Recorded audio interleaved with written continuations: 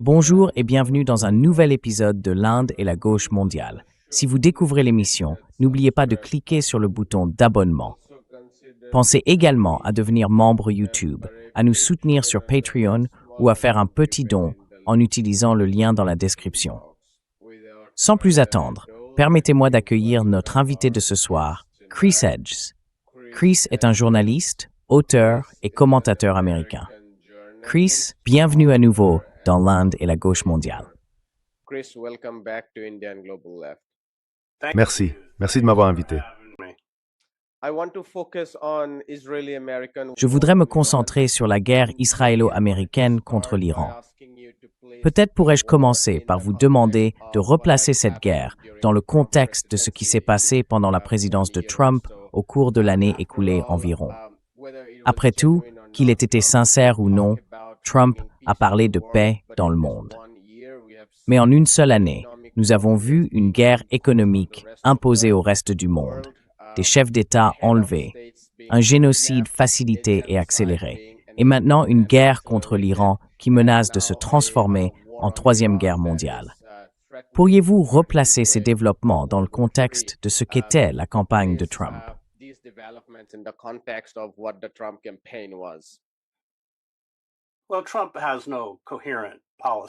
Eh bien, Trump n'a aucune politique cohérente, ni sur le plan intérieur, ni sur le plan international.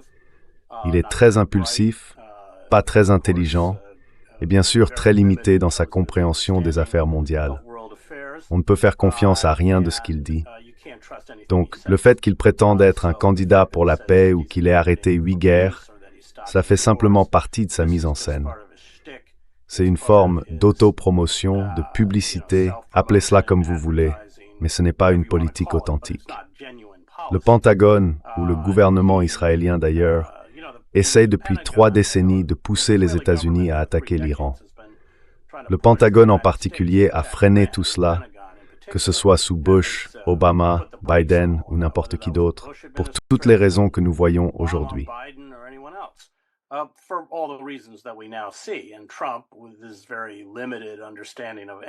Et Trump, avec sa compréhension très limitée de quoi que ce soit, a été dupé par Netanyahou, qui a bien sûr été le principal instigateur de cette initiative visant à attaquer l'Iran.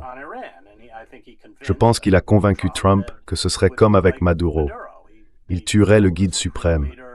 Et ensuite, le deuxième échelon de la direction se mettrait à genoux et ferait tout ce que Trump voudrait. Mais bien sûr, Trump n'a pas compris que l'Iran n'est pas le Venezuela. L'Iran est une toute autre affaire, avec la capacité de punir les États-Unis, leurs alliés du Golfe et l'économie mondiale, ce qu'ils avaient dit qu'ils feraient et ce qu'ils font effectivement.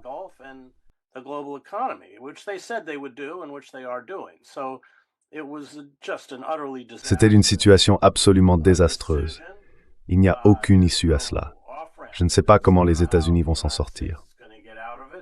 C'est intéressant d'observer le chef d'état-major interarmé, le général Kane, qui a apparemment été la seule personne à entrer dans le bureau ovale et à dire « Il n'y a pas de solution militaire à ce problème ». Trump n'a pas écouté. Tous ceux qui l'entourent, bien sûr, sont des sycophantes qui ne font que répéter ce qu'il veut entendre. Et nous en sommes là.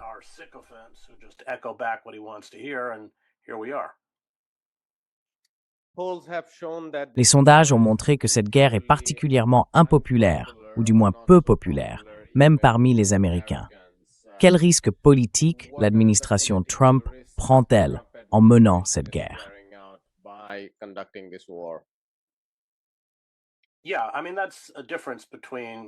Oui, je veux dire, c'est là la différence avec l'invasion de l'Irak par Bush. Il y a eu une énorme campagne de propagande fondée sur des mensonges, bien sûr, que Saddam Hussein développait des armes de destruction massive, que vous savez, nous ne pouvons pas laisser le prochain pistolet fumant être un champignon atomique, pour citer Condoleezza Rice. Il aurait soi-disant soutenu Al-Qaïda. Tout cela était faux, mais ils ont travaillé dur pour convaincre le public américain de soutenir la guerre. L'administration Trump, elle, n'a fait aucun effort. Elle a simplement décidé unilatéralement d'entrer en conflit avec l'Iran, avec, comme vous le soulignez à juste titre, très peu de soutien américain, y compris au sein de la base républicaine. Il n'y a pratiquement aucun soutien pour cette guerre. Et je pense que c'est parce que Trump a repris la ligne de Netanyahou selon laquelle nous allions tuer le guide suprême.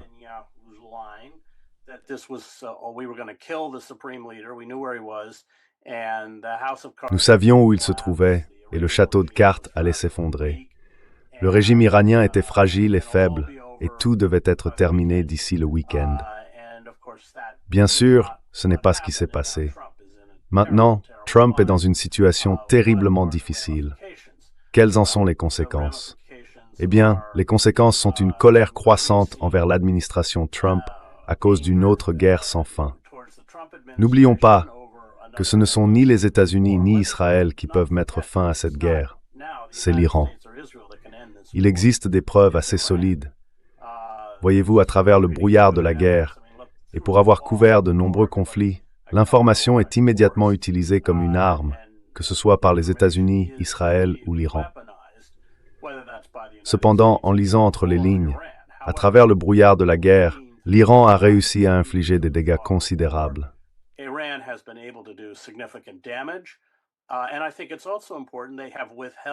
Et je pense qu'il est également important de noter qu'ils ont retenu leurs systèmes de missiles et leurs armes les plus puissants, les gardant en réserve pour épuiser les intercepteurs.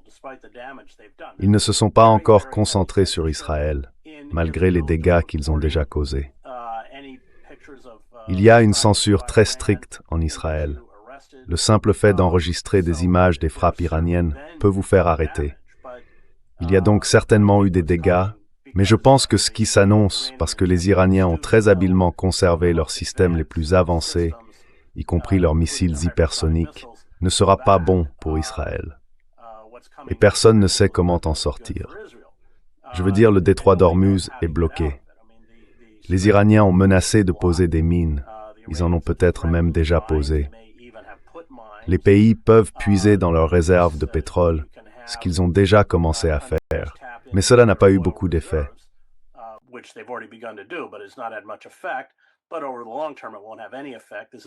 Mais à long terme, cela n'aura aucun effet.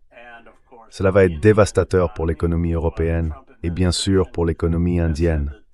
C'est pourquoi l'administration Trump a déclaré qu'il pouvait désormais acheter du pétrole à la Russie. C'est vraiment une catastrophe. Et je pense qu'un autre aspect, c'est que les écosystèmes fragiles des pays du Golfe ont été anéantis. Cela faisait aussi partie du jeu.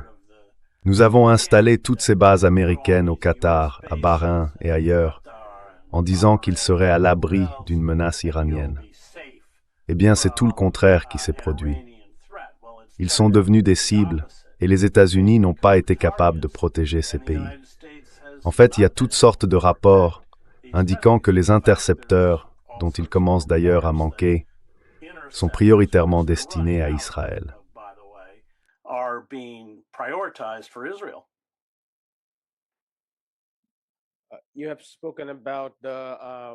Vous avez parlé du contrôle que l'Iran a pris dans cette guerre. Bien sûr, les grands médias occidentaux ont complètement occulté et censuré cela. Étant donné que l'Iran a progressivement pris le contrôle du conflit dans la région, combien de temps pensez-vous que cela va durer? Parce que Donald Trump a dit que ce serait un changement rapide, mais il semble qu'il veuille se retirer de la guerre, et cela ne va pas arriver.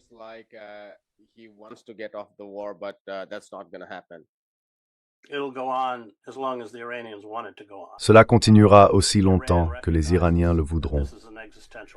L'Iran reconnaît qu'il s'agit d'une menace existentielle, que l'apaisement ne fonctionne pas. La mauvaise lecture de la direction iranienne a été catastrophique, car le guide suprême Khamenei était en réalité assez réticent à agir. Souvenez-vous, ils ont éliminé le chef des gardiens de la révolution islamique lors de la campagne de bombardement de 12 jours en juin. La réponse iranienne a été presque symbolique. Ils ont même prévenu quelle base allait être frappée. Lorsqu'ils ont tué le commandant Soleimani, ils ont informé les États-Unis des bases qui seraient visées. Ils ne voulaient manifestement pas d'un conflit. Et bien sûr, avec son départ, la situation est très opaque, mais on verra probablement émerger des dirigeants iraniens beaucoup plus militants et agressifs qui reconnaissent, à juste titre, qu'il n'y a pas de voie de négociation possible pour s'en sortir.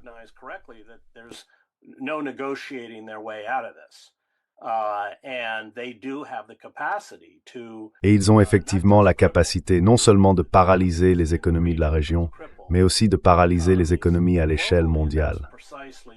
Et c'est précisément ce qu'ils font. Je pense que le piège dans lequel l'administration Trump va tomber, et il y a déjà des signes que ça se produit, c'est qu'ils croient pouvoir simplement intensifier. Cela signifie en substance mener de plus en plus d'attaques ou de bombardements contre des infrastructures et des cibles civiles, faisant grimper encore davantage le nombre déjà considérable de morts en Iran. Je ne pense pas que cela va fonctionner, et c'est extrêmement dangereux. Que se passe-t-il si les Israéliens frappent une usine de dessalement en Iran? Eh bien, les Israéliens dépendent fortement du dessalement. Je crois qu'ils ont 4 ou 5 grandes usines, tout comme les Saoudiens.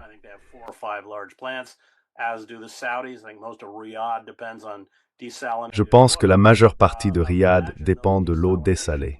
Imaginez que ces usines de dessalement soient détruites. Cela provoquerait une crise humanitaire d'une ampleur considérable. J'ai couvert beaucoup de guerres, et je peux vous dire qu'une fois qu'on déclenche une guerre, c'est elle qui vous contrôle, pas l'inverse. Et c'est précisément ce qui s'est passé. Donc à bien des égards, je pense que les personnes les plus lucides au sein de l'administration Trump, il n'y en a pas beaucoup, peut-être J.D. Vance en fait-il partie, comprennent qu'elles sont dans une situation terriblement difficile.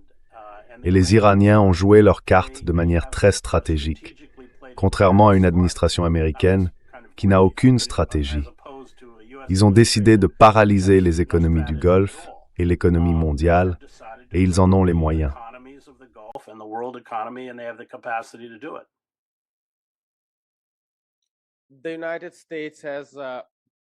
Les États-Unis participent cette fois de manière beaucoup plus étendue et centrale, comparé à ce que nous avions observé en juin dernier.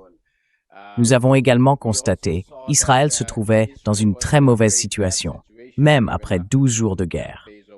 Cette fois, évidemment, les États-Unis injectent davantage de ressources. Un rapport du Pentagone, publié aujourd'hui, ou hier, je suppose, selon le New York Times, indiquait que les 6 premiers jours de guerre avaient déjà coûté plus de 11 milliards de dollars, sans inclure de nombreux coûts annexes. À mesure que les dépenses augmentent du côté américain, et compte tenu de l'imprévisibilité de Donald Trump, Israël et les États du Golfe deviendraient-ils plus vulnérables? Et cela les amènerait-il à reconsidérer leur statut de vassaux vis-à-vis des États-Unis?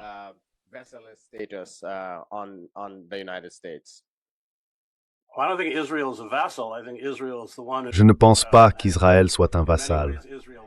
Je pense qu'Israël est celui qui, à bien des égards, a mené cette attaque contre l'Iran et que l'Amérique a suivi. Quant aux États vassaux du Golfe, oui, nous savons qu'ils revoient leur position. Ils n'ont pas été consultés à propos de cette guerre. Ils en paient le prix. Ils ont compris que la promesse faite par les États-Unis, à savoir que ces bases militaires leur offriraient une protection, n'était pas vraie, qu'elle était fausse. Et on a déjà vu, dans nombre de ces centres financiers à Dubaï, un retrait massif. Je veux dire, je ne sais pas si le Golfe va se remettre de cela. Il y avait cette illusion selon laquelle c'était un lieu sûr et stable pour l'investissement.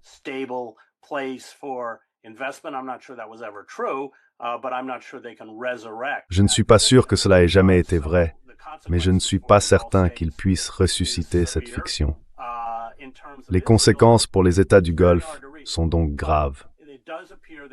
En ce qui concerne Israël, il est très difficile de lire la situation, mais il semble qu'Israël commence à s'inquiéter, car les intercepteurs sont... Eh bien, le fait que les Iraniens aient visé les systèmes radars est extrêmement important, car cela a rendu les États-Unis et Israël, sinon aveugles, du moins incapables de suivre correctement les projectiles entrants. Et on a déjà vu en Israël des plaintes selon lesquelles les systèmes d'alerte ne fonctionnent pas, les sirènes ne se déclenchent pas, surtout face aux projectiles envoyés par le Hezbollah. Donc les choses se dégradent en Israël.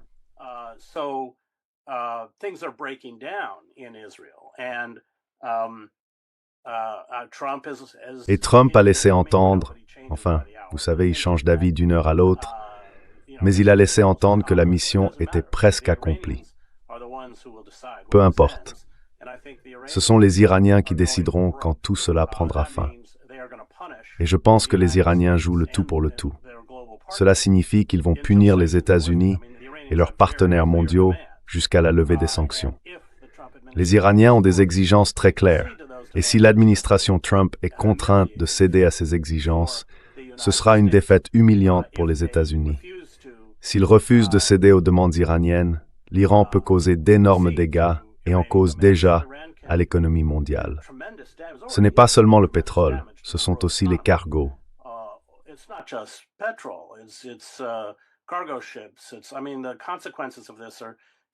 Je veux dire, les conséquences de tout cela sont catastrophiques.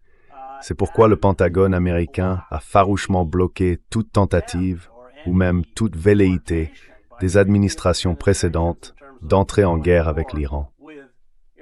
Je veux dire, Trump a proposé cette solution absurde selon laquelle des navires de guerre américains escorteraient les pétroliers et les cargos à travers le détroit d'Ormuz. Je suis sûr que les commandants de la marine ont très vite dissuadé Trump, car le détroit est incroyablement étroit. Pas seulement dans son ensemble, il fait environ 21 km de large, mais les voies de navigation réelles sont encore plus étroites. Et il ne s'agit pas seulement de mines, ni seulement de batteries de missiles que l'Iran a disséminées dans tout le détroit. Même des pièces d'artillerie pourraient les détruire. Ce serait un véritable tir au pigeon. Cela finirait comme la marine impériale russe en 1905, se ruant contre les Japonais, qu'ils traitaient avec le même mépris et le même racisme, et toute la flotte a été coulée.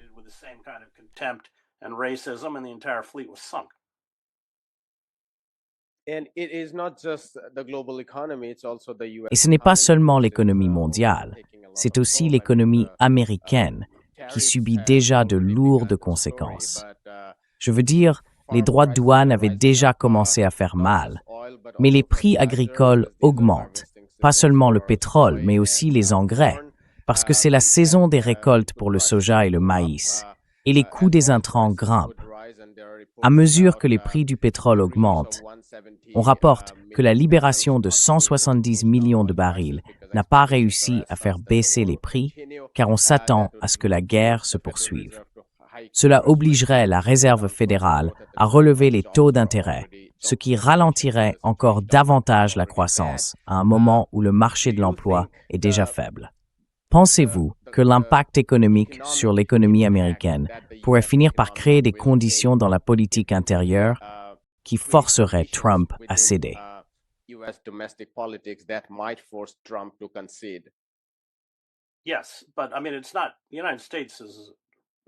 Oui, mais je veux dire, ce n'est pas ça.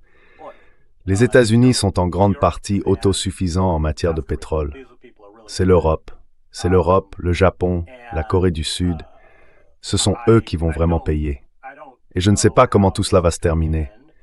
Je ne sais pas dans quelle mesure Israël et les États-Unis vont s'engager dans une escalade désespérée, surtout si Israël commence à être sérieusement puni, comme je m'y attends. Tout cela reste incertain. On ne peut pas prévoir où cela mène.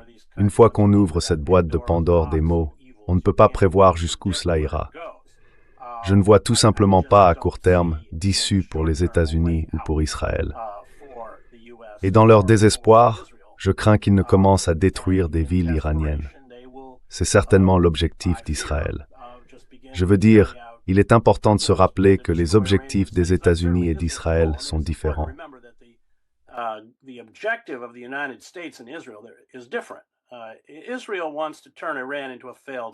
Israël veut transformer l'Iran en un État failli, comme il l'a fait avec la Syrie, comme il l'a fait avec la Libye, et pourrait-on dire, comme il l'a fait avec l'Irak, car ainsi c'est plus une menace. Ils peuvent laisser les États-Unis nettoyer le désordre. Les États-Unis veulent un changement de régime. Ce sont deux objectifs très différents. Et donc, si cela continue, et que l'Iran est dévasté comme Gaza l'a été, c'est ce qu'Israël souhaite d'un côté.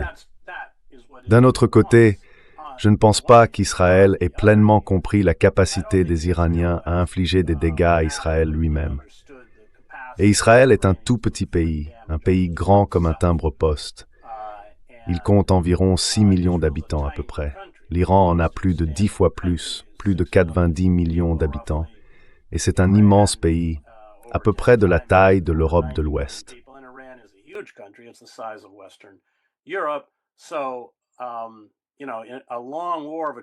Alors, vous savez, une longue guerre d'usure, compte tenu des ressources iraniennes. Et soyons clairs, compte tenu de l'aide que je suis presque certain que l'Iran reçoit de la Russie et de la Chine, au moins en matière de renseignement et peut-être aussi d'armement. Il y a des rapports indiquant que les Iraniens utilisent le système satellitaire chinois. Cela a vraiment provoqué de la consternation parmi les planificateurs militaires américains, car non seulement ils peuvent voir les actifs américains, mais leur ciblage est bien plus précis. Et cela a véritablement secoué les Israéliens et les Américains. Et c'est tout à fait compréhensible, car bien sûr, que fait les États-Unis vis-à-vis de la Russie en ce qui concerne l'Ukraine? Ils fournissent le renseignement pour les attaques ukrainiennes contre les actifs russes, et la Russie rend maintenant l'appareil, y compris, bien sûr, en matière de technologie de drones, puisque la Russie exportait en réalité des drones iraniens pour la guerre contre l'Ukraine.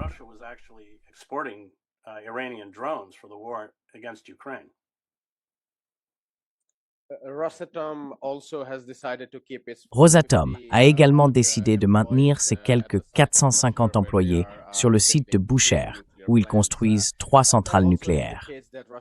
Cela laisse penser que la Russie a une grande confiance dans la capacité de l'Iran à tenir bon, voire à infliger des dommages importants à l'autre camp. Je voulais vous demander, pensez-vous qu'il soit juste de voir ce moment comme le début de la fin de l'influence américaine dans la région, ou, si ce n'est pas la fin, du moins le début de son déclin, ouvrant ainsi davantage d'espace à la Russie et à la Chine?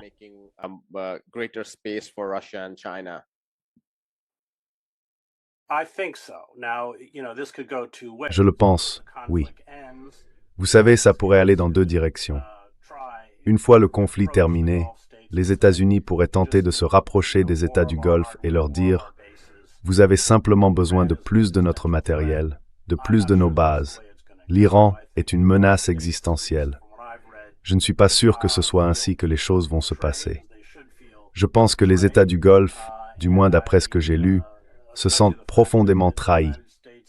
Et ils ont raison, surtout étant donné que les États-Unis ont clairement indiqué que leur priorité est la défense d'Israël et non celle des autres acteurs de la région. Donc oui, je pense que potentiellement, et je dis cela en tant que journaliste qui ne prétend pas prédire l'avenir, cela pourrait anéantir la portée et l'hégémonie des États-Unis dans la région. Mais ça fait taille d'ajectoire plus large de la décomposition et du déclin de l'Empire américain. Juste un chapitre de plus dans cette saga.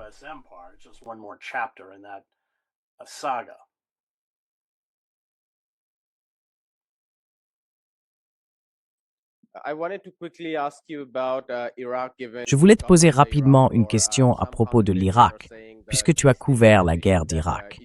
Certains commentateurs disent que la déstabilisation qu'Israël cherche à provoquer en Iran commence en réalité à se produire en Irak. On en voit déjà des signes. L'attaque de missiles à Erbil, par exemple, une ville à forte population kurde, où différents groupes s'affrontent entre eux. Penses-tu qu'à mesure que cette guerre se prolonge, on risque de voir davantage d'instabilité en Irak plutôt qu'en Iran?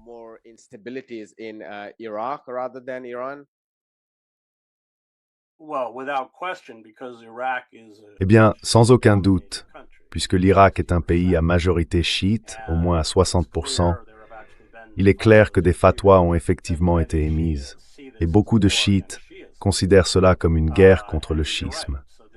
Et vous avez raison, cela a créé des tensions et des conflits internes en Irak, avec des attaques non seulement contre les bases américaines, mais aussi contre les hôtels où sont logés les personnels américains. Oui, c'est là le danger. Je veux dire, Bahreïn est majoritairement chiite, mais il y a un dirigeant sunnite, protégé par une sorte de garde prétorienne sunnite, tandis que le reste du pays est chiite. On a vu d'énormes troubles à Bahreïn, il y a 2 ou 3 millions de chiites en Arabie Saoudite. Donc oui, je pense que le potentiel de propagation de ce phénomène à travers la région est déjà là. La colère est compréhensible et ça va créer de l'instabilité au-delà des frontières de l'Iran. Cela crée déjà de l'instabilité au-delà des frontières de l'Iran.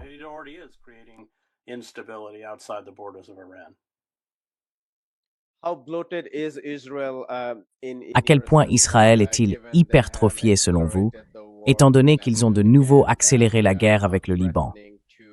Ils menacent maintenant d'occuper le Liban de façon permanente.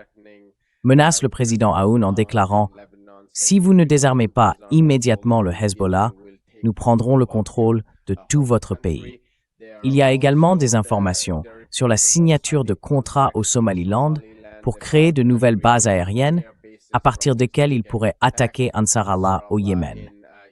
Ils mènent, bien sûr, cette guerre avec l'Iran.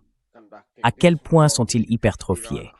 Ils ont mené des raids aériens en Syrie, ils sont engagés dans une sorte de conflit indirect avec la Turquie et ils veulent probablement, à terme, fragmenter la Turquie.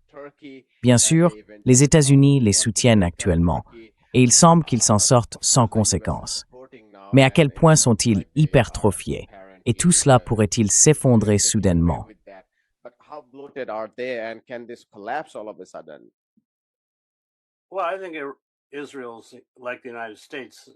Eh bien, je pense qu'Israël, comme les États-Unis, mène un projet de dépassement. Ils ne s'attendaient pas à ce scénario avec la guerre en Iran et la riposte israélienne au Liban. Je veux dire, il y a simplement une limite à l'ampleur des dégâts ou du contrôle qu'Israël peut exercer sur la région lorsqu'il est lui-même frappé. Et je soupçonne que c'est lié à, c'est ce que le gouvernement iranien a déclaré, leur attention jusqu'à présent était portée sur le Golfe, les alliés du Golfe et les actifs américains dans le Golfe. Mais désormais, l'attention se portera sur Israël. Et ces missiles hypersoniques, qui sont en fait des bombes à sous-munitions volantes explosant et libérant environ 80 projectiles sur une vaste zone, Israël ne peut vraiment pas faire grand-chose pour les arrêter.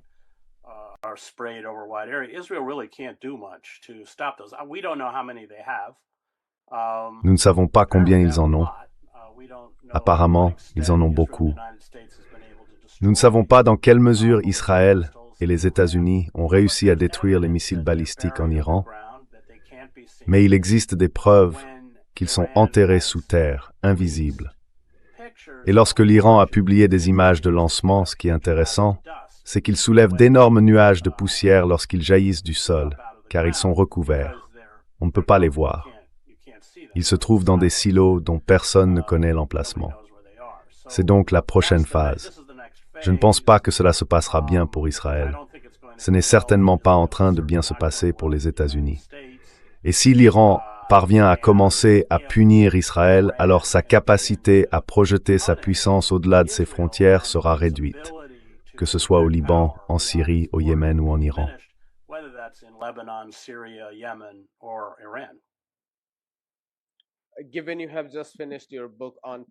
Étant donné que vous venez tout juste de terminer votre livre sur la Palestine, je ne peux m'empêcher de vous demander, comment percevez-vous tous ces développements en lien avec la Palestine? Car en fin de compte, c'est la lutte et la résistance en Palestine qui sont à l'origine de ces évolutions, directement ou indirectement. Après tout, Israël craint l'axe de la résistance qui soutient la liberté palestinienne. Dans quelle mesure cet axe est réellement capable de le faire est une autre question, mais c'est ainsi qu'ils le perçoivent.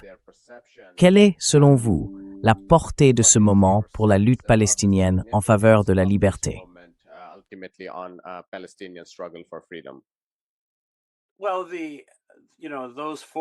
Eh bien, les forces qui ont apporté une aide ou un soutien à la cause palestinienne ont été largement neutralisées. Le Hezbollah avec les attaques de Fajr, le renversement du régime d'Assad. Mais l'Iran est toujours resté ferme aux côtés des Palestiniens. Je ne sais pas quelle quantité de soutien matériel ils ont apporté aux Palestiniens, mais cela a toujours été une question majeure pour l'Iran. Et je pense que ceux d'entre nous qui ont écrit sans relâche sur le génocide n'ont cessé de dire que ce n'est pas le genre de monde que nous pouvons permettre de voir naître. un monde où règne un mépris aussi flagrant pour l'état de droit et pour les droits des peuples opprimés.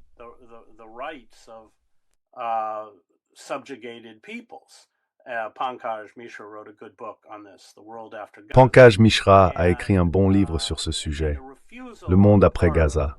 Le refus des États-Unis et des pays européens de respecter l'état de droit et de mettre fin au génocide, ce qui signifie arrêter les livraisons d'armes, est crucial, car si les États-Unis cessaient ces livraisons, le génocide prendrait fin. Israël n'est pas capable de produire les types de munitions dont il a besoin pour maintenir le génocide ou mener une guerre contre l'Iran. Et l'argument était que si nous laissons cela se produire, ce sera le premier d'une série de génocides. Cela deviendra l'instrument que les pays européens et les États-Unis utiliseront à mesure que le climat se dégrade, que nous verrons apparaître des réfugiés climatiques et que certaines régions du Sud global deviendront inhabitables.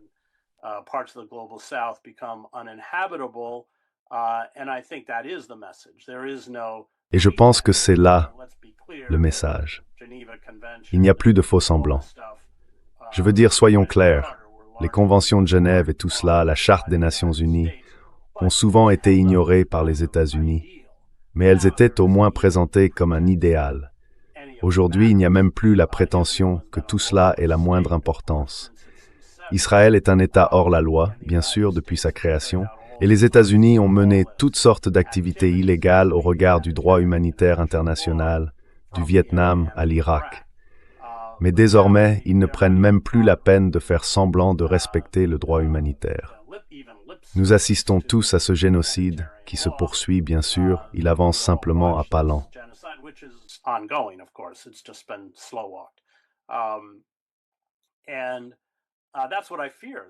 Et c'est ce que je crains, que dans un moment de désespoir, les États-Unis et Israël recourent à l'option Gaza contre l'Iran, c'est-à-dire l'anéantissement des villes iraniennes.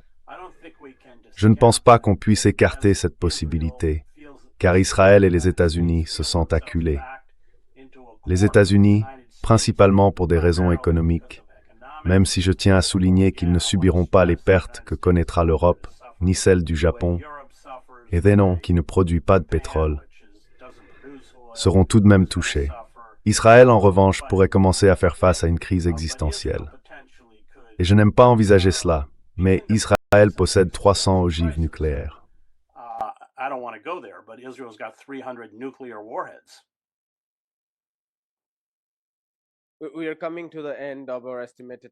Nous arrivons à la fin de notre entretien. Mais si je peux me permettre une dernière question, puisque vous avez couvert la guerre, je devrais vous interroger sur les mobilisations anti-guerre et sur ce qui peut être fait, en particulier au sein du cœur impérial. D'un côté, nous avons constaté l'impopularité de la guerre. De l'autre, nous n'avons pas vu de foule descendre dans les rues aux États-Unis. C'est un contraste frappant avec 2002 et 2003, lorsque le soutien global à la guerre était bien plus élevé qu'il ne l'est aujourd'hui. Et pourtant, beaucoup plus de gens manifestaient. J'ai le sentiment qu'une partie de cela s'explique par la montée des réseaux sociaux. Les gens y expriment leur opposition. Mais il existe aussi beaucoup de cynisme à l'égard des partis politiques et d'autres formes d'action. Je suis très curieux d'entendre votre point de vue sur la manière dont nous pouvons tirer parti de ce moment, sur la responsabilité qui nous incombe, en particulier aux Américains, de nous opposer à cette guerre, et sur les types de mobilisation que nous devrions voir dans les villes américaines.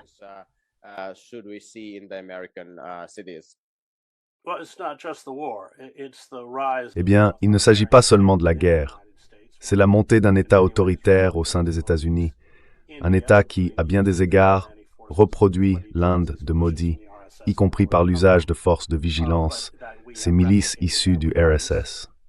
Je ne sais pas d'où elles viennent, mais nous avons reproduit cela avec l'ICE.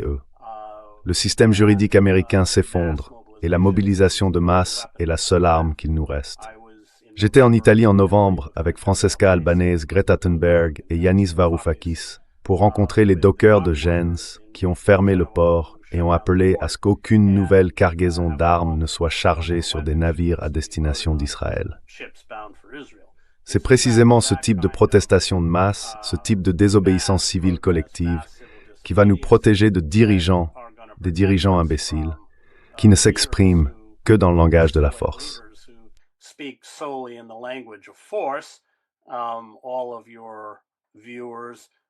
Tous vos spectateurs devraient aller sur YouTube et taper mon nom, Résistance, en un.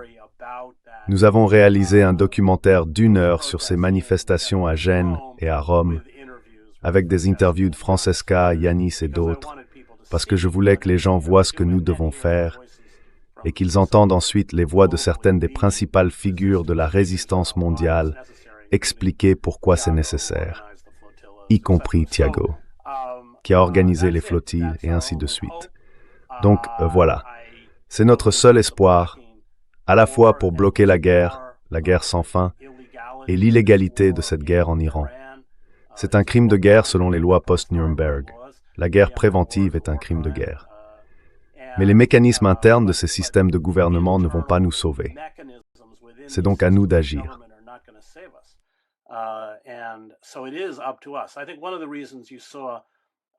Je pense que l'une des raisons pour lesquelles on a vu des manifestations autour de la guerre en Irak, mais pas autour de la guerre en Iran, c'est qu'il y avait eu une énorme montée en puissance avant la guerre en Irak. L'intention de mener cette guerre avait été annoncée pendant des semaines et des semaines avant le début réel de l'invasion. Dans cette guerre-ci, il y a eu de fausses négociations menées par Steve Witkoff et Jared Kushner. 2 personnes qui n'ont absolument rien à faire dans des négociations au Moyen-Orient. C'est un autre aspect de l'Empire américain. Il a vidé de sa substance son corps diplomatique. Il y avait donc cette fausse apparence d'une issue négociée, alors qu'en réalité, bien sûr, nous savions tous qu'avec le déploiement massif des forces américaines, en particulier des forces navales dans la région, il y aurait inévitablement une attaque soudaine.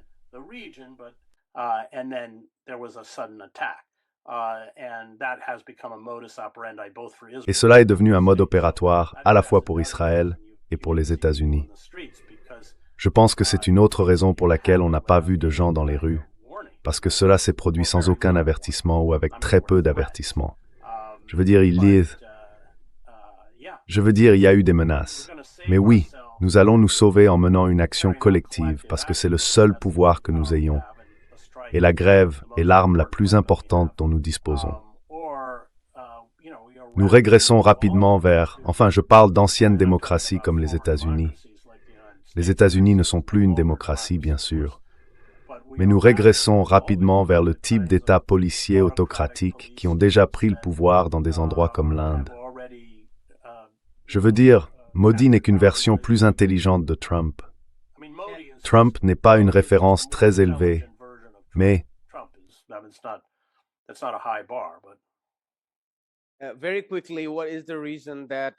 Très rapidement, quelle est la raison pour laquelle les mobilisations que nous avons vues pendant la période palestinienne, juste après le génocide sous l'administration Biden, n'ont pas donné lieu, même en partie, à une mobilisation contre cette guerre? Est-ce parce que ce mouvement a été effectivement écrasé aujourd'hui, ou bien existe-t-il une véritable disjonction entre les militants qui ont protesté ou manifesté contre le génocide et les militants pacifistes qui souhaitent la fin de cette guerre?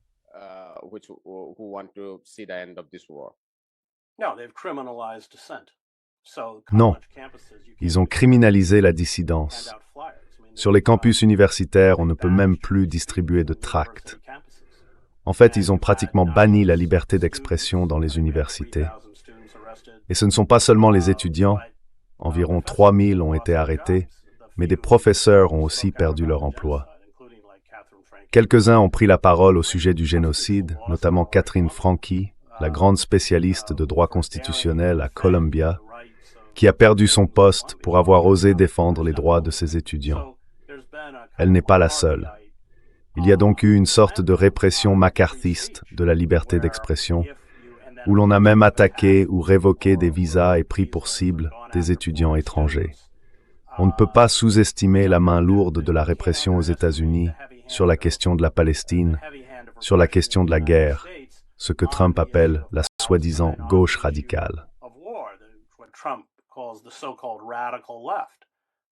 They're very, very serious because, especially Ils sont très très sérieux, surtout à mesure que l'administration Trump devient de moins en moins acceptable pour un nombre croissant d'Américains, et à mesure que ces politiques, qu'il s'agisse de l'ICE, de tirer sur des civils non armés dans les rues de Minneapolis, ou de cette guerre avec l'Iran, sont de plus en plus mal gérées, la répression devient plus marquée.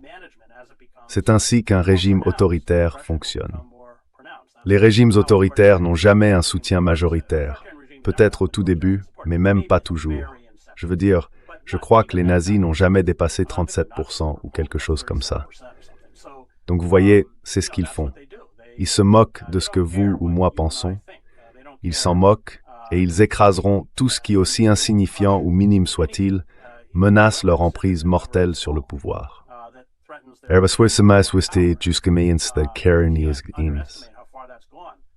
In the United States, at a very swift speed. On va s'arrêter là, Chris. Merci beaucoup pour cette conversation. J'apprécie ton temps. Pas du tout. Merci à toi. Not at all, thanks. Hi, my name is Ayushman. Bonjour, je m'appelle Ayushman. Avec Mudyar Jyotishman, nous avons lancé cette plateforme. Au cours des 2 dernières années, nous avons essayé de créer du contenu pour les forces de gauche et progressistes.